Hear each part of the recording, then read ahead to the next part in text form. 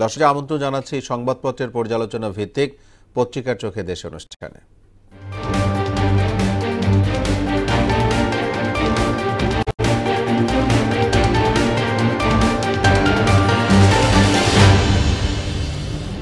অনুষ্ঠানে আজকের অতিথি মোহনা টেলিভিশনের senior news editor Suman Mustafiz.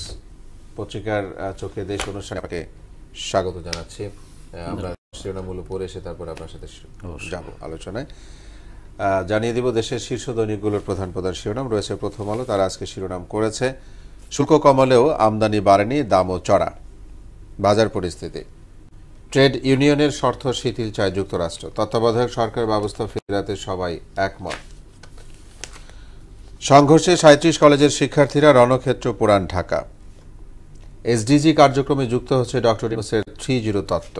গণতন্ত্র উন্নয়নের সন্ধিক্ষণে আছে দেশ, ডক্টর দেবপ্রিয়। রয়েছে সমকাল সংসদ নির্বাচনের সঙ্গেই গণভোটের প্রস্তাব। হাসপাতাল, কলেজ সহ 5 প্রতিষ্ঠানে হামলা ভাঙচুর। তত্ত্বাবধায়ক সরকার ব্যবস্থা ফেরানোর পক্ষে মত। বাংলাদেশ প্রতিদিন নতুন ছকে জোট রাজনীতি। নির্বাচন কমিশন প্রত্যাখ্যান জাতীয় নাগরিক কমিটির। দেশকে ভালো কিছু দিতে চাই, সাক্ষাৎকারে সিইসি এএমএম নাসির উদ্দিন।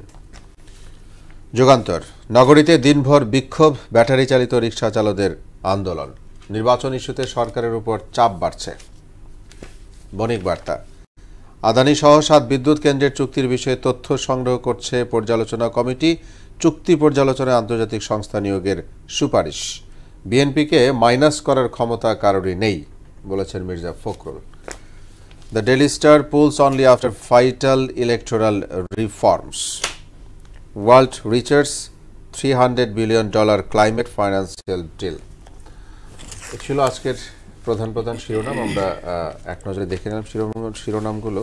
একটি বিষয় আমরা কিছু বিক্ষোভ আন্দোলনের খবর শিরোনাম দেখেছি, সেই বিষয় নিয়ে প্রথমে আপনার কাছে যেতে চাই। দেখেছি যে ইত্তেফাক একটি শিরোনাম করেছে যে ৩৭ কলেজের শিক্ষার্থীরা সংঘর্ষে জড়িয়েছে এবং রণক্ষেত্র পুরান ঢাকা। এদের দাবি দেওয়াগুলো অ্যাকচুয়ালি কোন দিকে বা কি মনে হয়? এদের মূলত কোনো দাবি নিয়ে এরা দাঁড়ায়নি, এরা একটা প্রতিবাদ নিয়ে দাঁড়িয়েছিল। যেটা জানা গেছে আপনার পুরান ঢাকার ন্যাশনাল মেডিকেল কলেজ হাসপাতালে মাহবুবুর রহমান মোল্লা কলেজের, ঢাকার পাশে যাত্রাবাড়ির দিকে কলেজটার অবস্থান, একটা ভালো নামকরা কলেজ। ওই কলেজের এক শিক্ষার্থী ভুল চিকিৎসায় বা অপচিকিৎসায় মারা গেছেন, এরকম অভিযোগ ছিল। সেই মারা যাওয়ার পরে গত শুক্রবারে তারা একটু মারমুখী হয়, মানে প্রতিবাদ জানাতে আসে। প্রতিবাদ জানাতে আসলে ওই হাসপাতালের সোহরাওয়ার্দী কলেজের, যেটা একটা বাজে প্র্যাকটিস, সোহরাওয়ার্দী কলেজ, কবি নজরুল কলেজের শিক্ষার্থীরাও তাদের সাথে যোগ দিয়ে ওদেরকে বহিরাগত মানে আখ্যা দিয়ে তাদেরকে মারপিট করে সরিয়ে দেয়। সেটা শুক্রবারের ঘটনা। তার জেরে গতকাল আবার আশপাশের আরও সব কলেজ মিলে ৫,০০০-এর মতো, যেটা পত্রিকায় এসে যে ৫,০০০-এর মতো শিক্ষার্থী এসে তারা ব্যাপক ভাঙচুর চালায়। 5টা প্রতিষ্ঠান এতে ক্ষতিগ্রস্ত হয়। এর মধ্যে আপনার কবি নজরুল এবং সরকারি সোহরাওয়ার্দী কলেজে আপনার প্রথম বর্ষের একটা ফাইনাল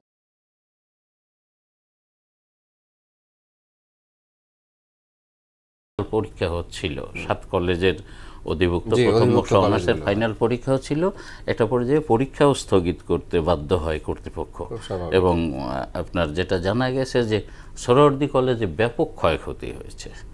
এখন ছাত্ররাই এত মানে অসহিষ্ণু হলে এটা দুঃখজনক ঘটনা। এবং দুপুর থেকে অলমোস্ট কয়েক ঘন্টা এই থেমে থেমে ধাওয়া, পাল্টা ধাওয়া এবং এই ঢিল ইট পাটকেল ভাঙচুর, এবং আমরা দেখেছি যে হসপিটালের সামনেও ভাঙচুর করেছে। এক্স্যাক্টলি, এগুলো এটা ব্যাপক ক্ষতি হয়েছে, যেটা মানে সবার জন্যই দুঃখজনক একটা অধ্যায়। বিশেষ করে হাসপাতাল, ক্লিনিক, কলেজ খুব স্বাভাবিক, যেখানে কারণ যে হসপিটালে ভাঙচুর বা এই ধরনের আন্দোলন বা সংঘর্ষ হচ্ছে সেখানে চিকিৎসা নিতে কেউ যাচ্ছে না। ওই এলাকায় যারা বসবাস করে সেখানে যেতে ভয় পাচ্ছে।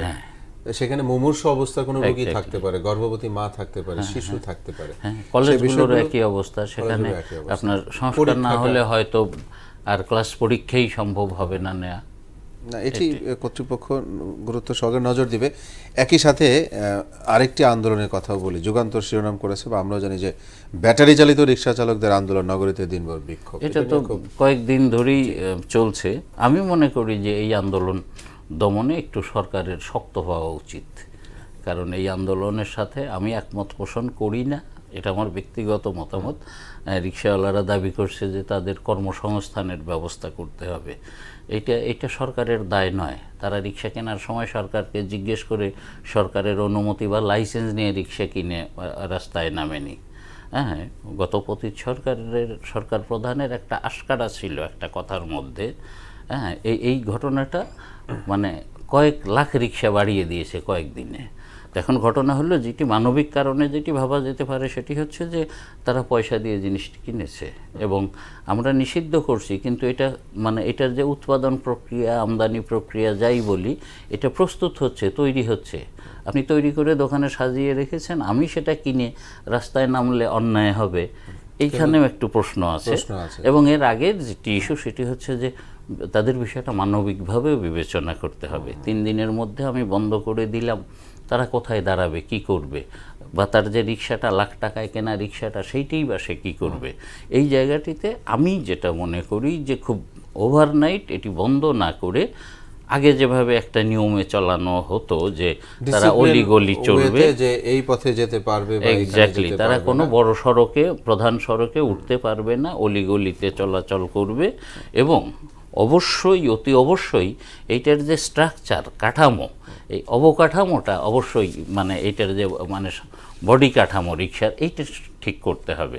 অ্যাক্সিডেন্টের বড় কারণ সম্ভবত এইটা। তারা চালানোর ক্ষেত্রেও একটু বেপরোয়া, নিয়মকানুন মানে না। এরপরেও যাই হোক, আমি যেটা মনে করি যে তুলে অবশ্যই দিতে হবে রাজধানী থেকে, কিন্তু একটু সময় দিয়ে, তাদেরকে একটু সুযোগ দিয়ে। জি, সেটি যথাযথ কর্তৃপক্ষ একটি ব্যবস্থা গ্রহণ করুক যাতে সবকিছুই ঠিক থাকে, আমরা সেটি প্রত্যাশা করি। নির্বাচন প্রসঙ্গে আসতে চাই, দায়িত্বহীন নির্বাচন কমিশনাররা। জি জি, আপনি কি মনে করেন? হ্যাঁ, 5 সদস্যের কমিশন দায়িত্ব নিয়েছে এবং কমিশনের প্রতি আমার মনে হয় আমরা যেটুকু মানুষের, সাধারণ মানুষের ফিডব্যাক যেটুকু জানতে পেরেছি, তাতে মানুষ অনেকটা আস্থাশীল। হ্যাঁ, এবং বর্তমান নির্বাচন কমিশনার যারা শপথ নিয়েছে, এক্স্যাক্টলি, এবং শপথ নিয়েই কাল সিইসি খুব সুন্দর করে নিজের মতো করেই বলেছেন যে কোনো আবেগের কাছে তিনি নতি স্বীকার করবেন না এবং তার নিয়াত পরিষ্কার, তার উদ্দেশ্য পরিষ্কার যে জাতিকে একটি অবাধ, সুষ্ঠু এবং গ্রহণযোগ্য নির্বাচন উপহার দিবেন। যদিও এরই মধ্যে কিছু কিছু জায়গা থেকে বিরোধিতা আসছে, এই কমিশনকে মানছে না। হ্যাঁ, তো ফাইনালি এই ধরনের বিরোধিতা কি থাকতে পারে আপনি কি? আমার মনে হয় না। এবং আমি মনে করি যে যদি তারা সঠিক পথে সঠিকভাবে আগান, একটা ক্রান্তিকাল চলছে আমাদের রাষ্ট্রীয় পর্যায়ে, আমরা সবাই জানি। সো সেই বিবেচনায় বিগত বছরের অন্যান্য নির্বাচনগুলোর চেয়ে এই নির্বাচনটা অত্যন্ত গুরুত্বপূর্ণ জাতির জন্য, দেশের জন্য। এই নির্বাচনটা মানুষ খুব আগ্রহ সহকারে দেখবে। অবশ্যই, অবশ্যই। 15 বছরের একটি যে বিষয়, ভোটও দিতে পারেনি মানুষ, যেটা সত্য কথা, যে ভোটাধিকার বঞ্চিত মানুষেরা এই কারণেই আগ্রহ নিয়ে তাকিয়ে আছেন এই কমিশনের। এইখানে যদি আবার নির্বাচন কমিশনার তাদের যথাযথ দায়িত্বটা সত্যি সত্যি জাতির কাছে পরিষ্কার করতে পারে, এবং যারা সরকারে রয়েছেন, ইন্টারিম গভর্নমেন্ট, তারাও যদি সেই নির্বাচন কমিশনকে যথাযথ সহযোগিতা করে স্বচ্ছ নির্বাচনের জন্য, যেটি গ্রহণযোগ্য হবে জনগণের কাছে, তখন সেই আগ্রহটা আরো বেড়ে যাবে। অবশ্যই, অবশ্যই। এবং জি, নিশ্চিতভাবে এই আপনি যেভাবে বললেন, এই ছকে আগালে নিশ্চিতভাবে একটা মানে ক্রেডিবল ইলেকশন দেওয়া সম্ভব আমি মনে করি। যে এই ক্ষেত্রে মানে ইন্টারিম গভর্নমেন্টের কি ধরনের সহযোগিতা বেশি দরকার? সহযোগিতা হলো, প্রথম হচ্ছে যে সংস্কার, একটা সংস্কার, নির্বাচন ব্যবস্থা সংস্কারের কমিশন গঠন করা হয়েছে, আমরা জানি। সেটা আবার একটু অন্য প্রসঙ্গ, সেখানে তত্ত্বাবধায়কের বিষয়টা উঠে আসছে। এক কথায় যদি বলেন, একদম সময় শেষে চলে মানে লেগে থাকতে হবে কমিশনের সাথে, ইন্টারিম গভর্নমেন্টকে হ্যাঁ সহযোগিতার মনোভাব নিয়ে সাথে থাকতে হবে, তাহলে একটি গ্রহণযোগ্য নির্বাচন করা সম্ভব। আমরা সেটি প্রত্যাশা করি। আপনাকে ধন্যবাদ আজকে সময় দেওয়ার জন্য।